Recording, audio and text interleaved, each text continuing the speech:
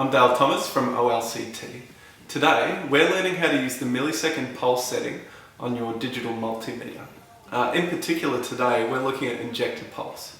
Understanding injector pulse and knowing how to read it should be, in my opinion, a part of every technician's skill set. Yes, you can use a Noid light for a quick yes or no and no start situations. However, measuring and understanding actual reading can assist you with the diagnosis of more complex faults.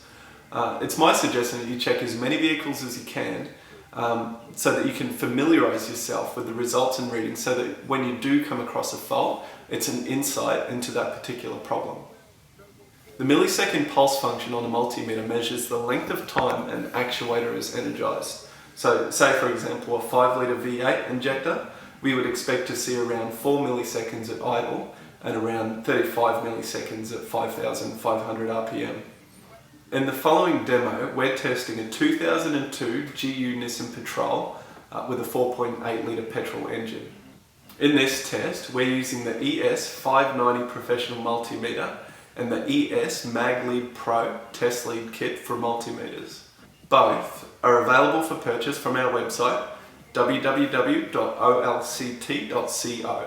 With the injector harness connected, insert the red test probe into the fuel injector solenoid driver input.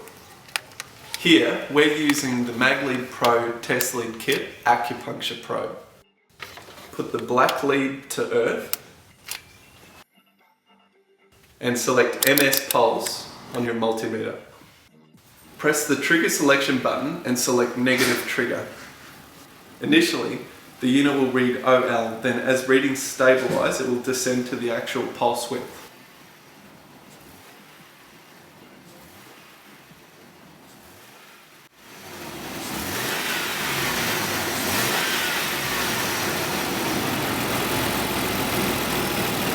Both are available for purchase from our website www.olct.co.